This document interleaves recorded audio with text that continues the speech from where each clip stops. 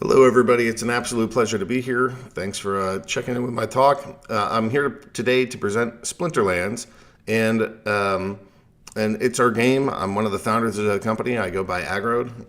My legal name is Blair Reich, but typically people will call me Agrode or Aggie. So, like I said, I'm one of the founders, and along with me is one of my co-founders. He's Matt Rosen, and his gamer handle is Matt. And I handle a lot of the sales and the marketing and really even like the beginning of the design process for games. And Matt does a lot of the economy design. He's done an enormous amount of development. He leads a lot of like the product, and he was formerly CTO, recently moved to Chief Product Officer, and really helps shape what the products that our company create look like. So I want to talk to you about the formation of our game, but the story is just a little bit odd because it starts actually at realizing that there's way too much war in this country and really in this world. There's just war everywhere. You can't turn around without seeing just horrific things that are happening to other human beings, and it's tragic to me. It's horrible to me. And so I look around and I see war, and along with that, I see poverty. Just massive poverty, people living on the streets. These are like, we live in America, one of the most prosperous countries in the world. And yet, you look down the streets of any major city and you see just abject poverty. And it's wrong. Why are so many people so unable to function in this society? What have we done to them, or how have we made it so that it's so impossible to just live out even like the basic dream of, I want a little space to call my own and some food and shelter. Why is that so hard? And worse yet, there's like this whole surveillance system that's around us, and it's creepy and it's scary to me. Of like, why is there some agency that might not even be like native to my country that is constantly watching every single aspect of my life and what I'm doing? Like, how is that good for us? Like, that surveillance state it feels like it's encroaching on my civil liberties and my freedoms and my purpose as a man. So when I started thinking about those problems, I tried to start thinking through what are the antidotes to these? What is it that counters these feelings and the things that I'm experiencing? And the first one is peace. I mean, the antidote to war is peace. And, when I think about what's the antidote to poverty, I think it's abundance and it's prosperity. We are successful human beings, and we have enough, and we can share enough, and we can grow enough. And when I think about what is the antidote to that surveillance state, I think it's freedom. And it's us being able to experience freedom and not have to beg for permission, or not have some entity, foreign or domestic, tracking our every single move, but instead that we're able to live our lives without that sort of interference. And so as I went through life trying to figure out what are these problems that I'm seeing, and what are these things that are driving me nuts, that are pulling at my heart. I came to crypto, and with crypto, it's amazing how many of these problems it solves. With cryptocurrencies, it's so easy to do international business. And one of the things about business is that it makes you less likely to want to kill your customers. If you're relying on these other people and the trade that you have with them, you don't want to cause them harm. You want to help them. And so I think cryptocurrencies have this great and unique feature that the way that they sort of make trade easier, they make peace more possible. And so then you get into, well, okay, great, but how does that help poverty? Well, I've witnessed a lot of people that have experienced enormous wealth creation by participating in cryptocurrencies. I mean, sure, you can just be nuts and wager your entire life fortune on the next dumb coin that comes out.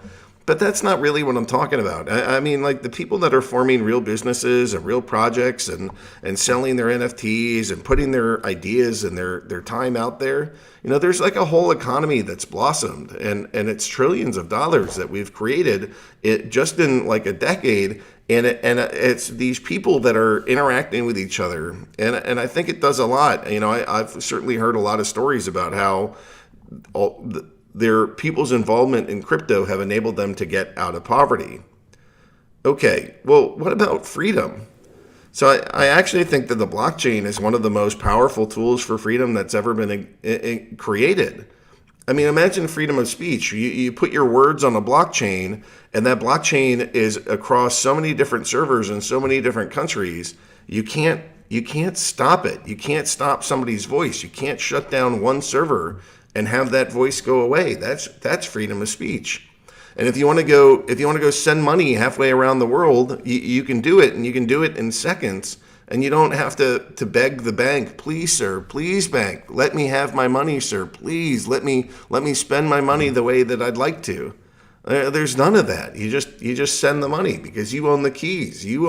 That's your property, and nobody else stands between you and your ability to issue it, move it, trade it, do whatever. You're in control, and that's really economic freedom. So when I saw the world, I said there's too much war, there's too much poverty, and there's too much of a surveillance state. And this crypto tool is amazing because it really seems to help foster peace, prosperity, and freedom. But then when I got into blockchain, I was like, man, this thing is really complicated. So what we actually need is some sort of like super highway for all this. How do we get people into cryptocurrencies? How do we get them doing what we want them to be doing, which is like engaging in commerce? How do we get them to experience that wealth formation? I like high finance apps. I like trading, and I think that there's value to those, but I just don't see that as like truly mainstream activities. The mainstream activities to me are gaming. You get home from your long day of work, and all you want to do is you just want to sit down and play a couple games. And imagine if those games that we could just come home, sit down, and relax into were cryptocurrency based. So that they're part of this play to earn genre where, the time that you spend relaxing is also time that you spend earning.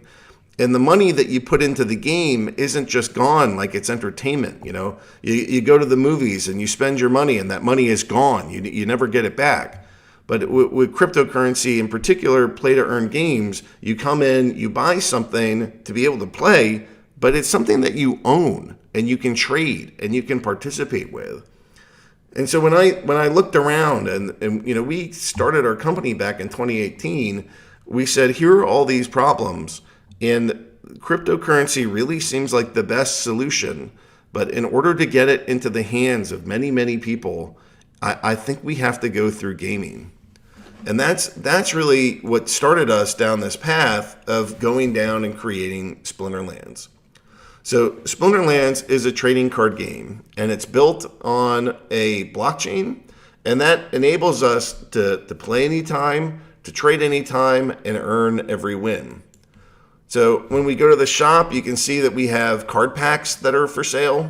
And so you can, we've sold millions of packs. We're in our 6th card edition.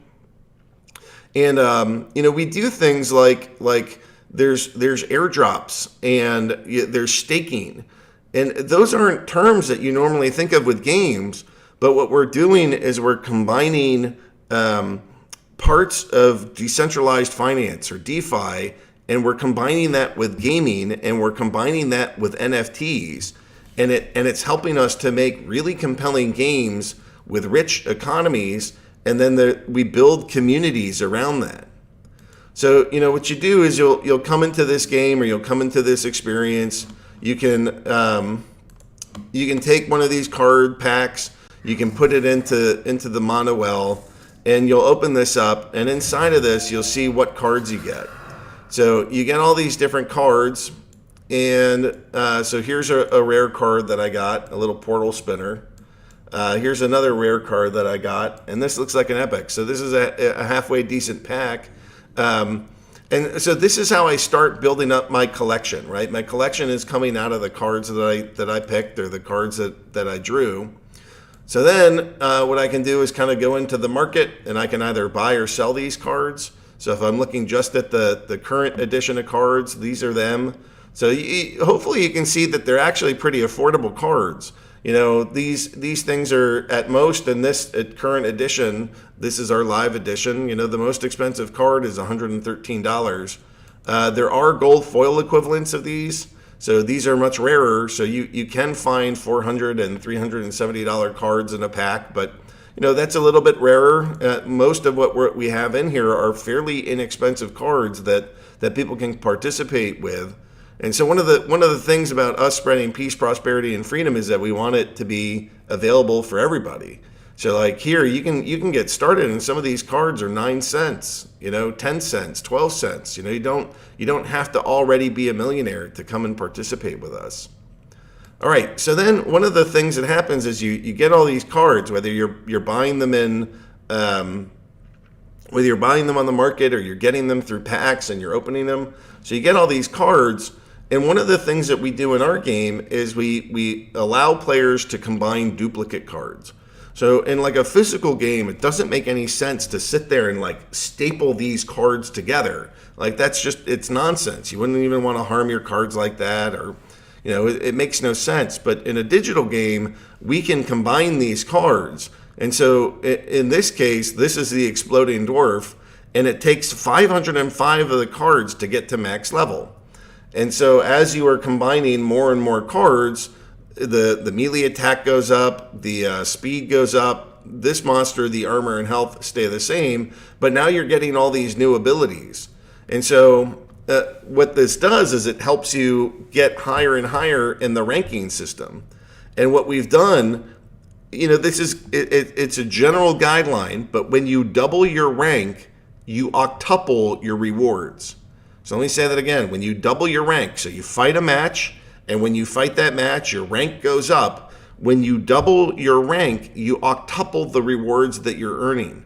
And so there's lots of incentive to go buy these cards, to combine these cards, and to battle with these cards, because there's literally money that's up for grabs. And so we have seasons and we have quests. So every single day you'll come in and you'll complete your daily quest. The season is typically 14 days long, so every 2 weeks there's a new season. On top of that, there's tournaments. So we've given away something like $5 million in tournament prizes, and we're toying around with some new tournaments. But you can see here's a tournament for $12,000, and this is something that repeats weekly or biweekly. So there's plenty of money and opportunity for players who want to get involved in this game to start earning through playing. And this number of what's upcoming, we're trying out this new tournament system, so we only have a couple tournaments that are posted, but in any given week or every, it's somewhere between like $500,000 and $1 million just through the tournament system that we're typically giving out, every week or two. All right, so then there's this whole system of guilds. Right, so I don't even know how many guilds we have anymore, but it's a lot. Yeah, we're into there's probably over 1,300 guilds that are part of this now, and those guilds can hold different numbers of people. At the high end, they can hold 30 people, and you have guild buildings, and you own those guild buildings, and you can improve those guild buildings, and as you improve them, there's different benefits that happen for you guys, and it's like this whole social structure too, because the things that I think people really care about as being part of this economy or being part of this ecosystem is basically the community, the game mechanics, and the economy. How do I interact with my fellow man? How do I play this game, and who am I playing with? That's a big part of this. Then you also have questions like, I want to play like a really rich and engaging game. So, maybe I should share just a little bit about how that works. But here are some of the battles.